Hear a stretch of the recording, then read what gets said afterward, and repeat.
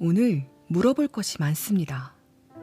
첫 번째 질문으로 당신도 뭔지 명확지 않은 부정적 마음에 사로잡혀 있다고 느끼는 경우가 있나요? 다시 말해, 여러 도구를 사용해서 마음속에 깊이 들어가 봤지만 그 근원에는 도달하지 못한 경우 말입니다. 이런 것은 어떻게 없앨 수 있나요? 네, 나도 그런 적이 있습니다. 그리고 우리 모두 그런 적이 있었을 겁니다만 그건 괜찮습니다.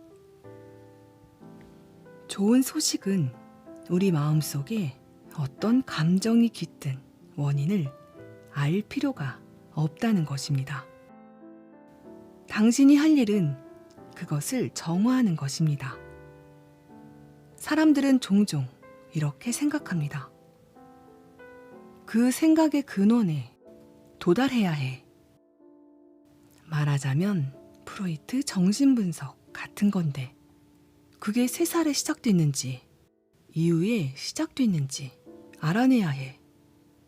이건 사실이 아닙니다.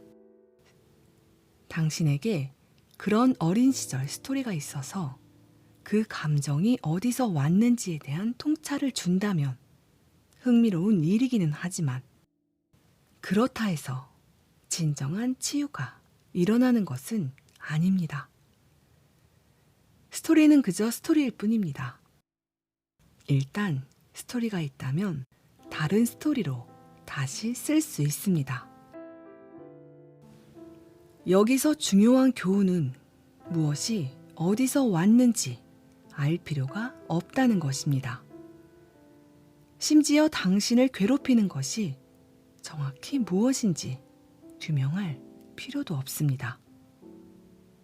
정화의 과정을 시작하는데 필요한 것은 단지 그 무거운 것, 감정적인 고통 또는 가슴 아픈 것에 대한 어떤 종류의 설명만 있으면 그걸로 충분합니다.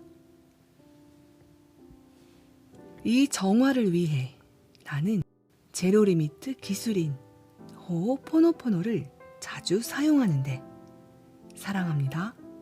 죄송합니다. 용서해주세요. 감사합니다. 라는 말을 되뇌는 것입니다. 당신은 이 말을 그 아픔에 또는 다른 누구에게 하는 게 아니라 내가 소위 신성이라 부르는 존재와 당신을 연결하는 당신의 속에 있는 어떤 존재에게 합니다. 당신은 그것을 신, 생명, 에너지, 지성 또는 무의식이라고 부를 수 있습니다. 당신은 그 존재에게 그 감정을 정화하고 청소해 달라고 하는 것입니다.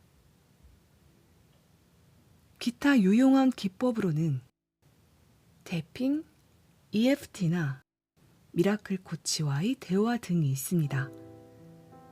느낌이 무엇이고 어디에 있건 또는 아무것도 몰라도 그 감정을 그냥 허용하는 것도 간단한 한 가지 방법입니다. 그 감정을 내보내는 작업은 거기서부터 시작할 수 있습니다.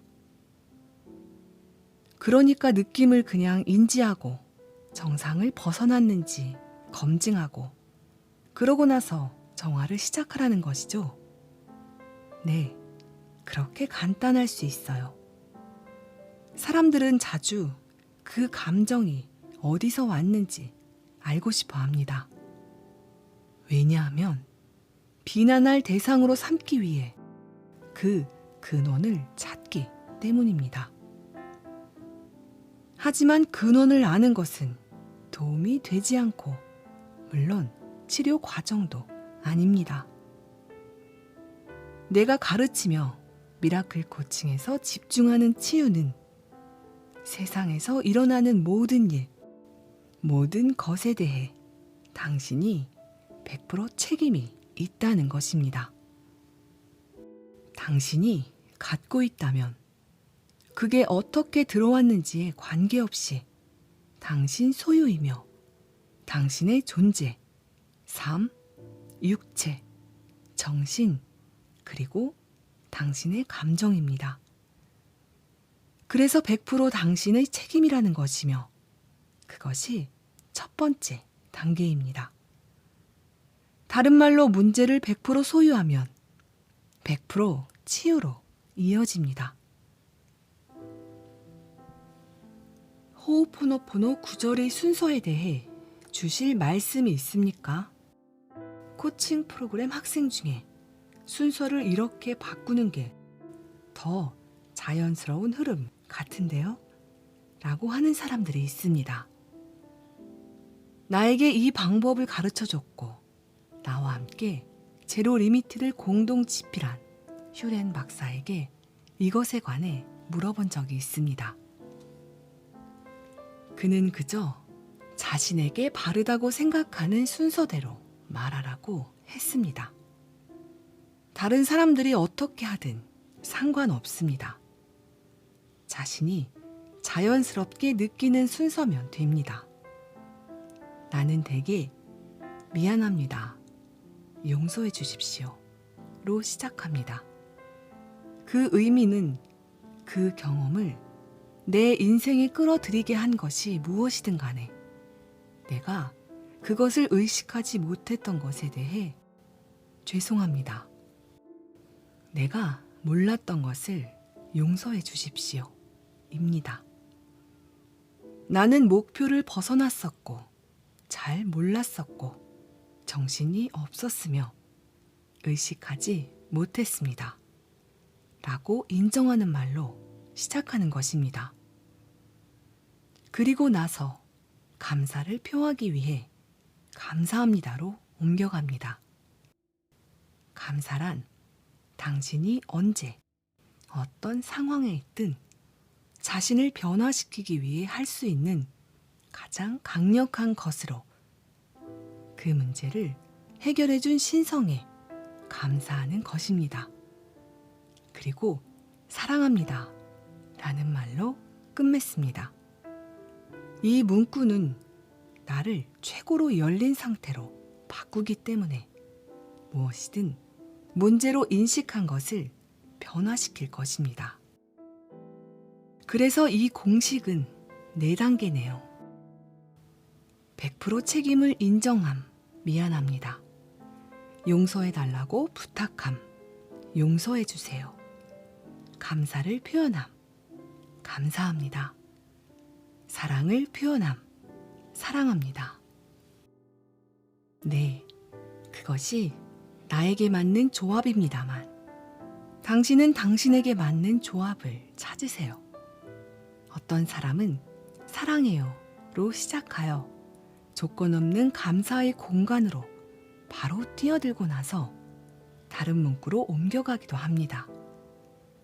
당신이 지금 느끼는 바에 따라 조합을 하면 되고 또 때로 바뀔 수도 있습니다. 올바른 순서란 따로 없습니다. 만약 어떤 사람이 더 많은 깨달음과 풍요를 얻기 바라지만 어떤 정화 방법으로도 효과를 보지 못한 경우에는 어떻게 해야 할까요? 원하는 결과를 즉각 가시적으로 얻지 못하더라도 그 정화 방법이 작동하고 있다는 것을 알아야 합니다. 종종 이렇게 방법을 믿지 못하는 문제가 생기곤 합니다. 나는 이런 운동을 하고 있는데 효과가 없는 것 같아서 그만하려고 합니다. 최종적으로 결과를 얻지 못해서 모든 것이 의심스럽고 더는 이 방법을 믿지 못하겠습니다. 다시 말해서 어떤 결과를 끌어당기려는데 그걸 눈앞에 보지 못하면 화가 나서 이거 안 되네 하는 생각을 하게 됩니다. 나는 이것도 휴렌 박사에게 물어봤는데 그는 이렇게 말했습니다. 만약 이 과정에서 자신의 부정적인 믿음과 마음속 프로그램들이 단계적으로 지워지는 것을 볼 수만 있다면 결코 그것을 의심하거나 중단하지 않을 것입니다. 지금 이 순간 당신이 가지고 있는 것은 과거의 생각, 감정, 믿음, 결정, 행동들이 반영된 것입니다. 자신이 이 순간을 만들어냈으므로 그것을 소유하고 감사하세요. 그러면 난 지금보다는 더 나아지기를 바래 라고 말하면서 주위를 둘러보지 않게 될 것입니다. 대신 이렇게 말할 것입니다. 난 지금이 정말 좋아. 그리고 다음 순간들을 더 좋게 만들기 위해 계속해서 정화할 거야. 당신이 찾고 있는 기적은 바로 여기, 이 순간입니다. 그냥 감사할 만한 걸 찾으세요. 이 건물에서 둘러봐도 여러 가지 기적을 볼 수 있습니다. 단순한 예를 하나 들자면 감사하게도 이 건물이 무너지거나 내가 서 있는 이 2층에서 우리가 떨어지지 않습니다. 누구나 현재의 순간을 둘러보고 감사해야 할 것, 즉 애완동물, 사람, 냉장고, 전화, 대화 등을 찾을 수 있습니다. 당장 감사하는 경험으로 옮겨가면 이미 기적 속에 있다는 것을 깨닫게 됩니다. 감사는 기적을 인정하는 것입니다. 다른 무언가가 당신의 삶에 오기를 기다렸다가 그 후에 감사하려 하는 것은 자기 파괴 행위입니다. 이미 자기 발 앞에 놓인 기적을 인정하지 않는다면 자신을 속이고 있는 것입니다.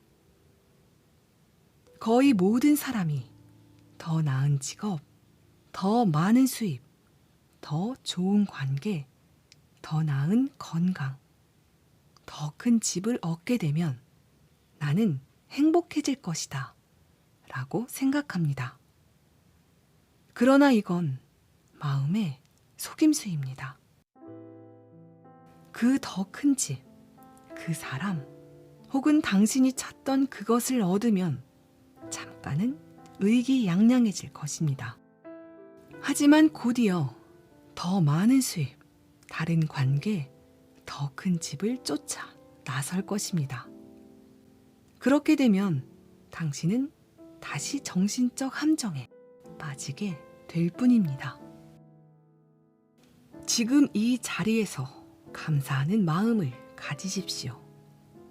기적의 순간을 만들기 위해 계속 정화하며 지우는 일을 해나가십시오. 그리고 무엇을 하든지 내게 이 순간은 그렇게 좋지 않아. 정화와 내가 하는 모든 다른 노력이 효과가 없는 게 확실해. 아무것도 달라지지 않잖아. 라고 말하면서 정신적 함정에 빠지지 마십시오. 모든 것이 변하고 있고 모든 것이 끊임없이 움직입니다. 지금 우리가 이야기하고 있는 이 순간에도 세상 모든 것이 변하고 있습니다. 그렇습니다. 우리는 그 모든 것을 다 보지 못합니다. 의식적 마음은 단 1분 동안에 일어나는 일들조차도 거의 감지하지 못합니다. 무의식적인 마음은 모든 데이터를 수집하고 있으며 모든 정화는 거기서 일어납니다. 믿으십시오. 왜냐하면 그것은 효과가 있기 때문입니다.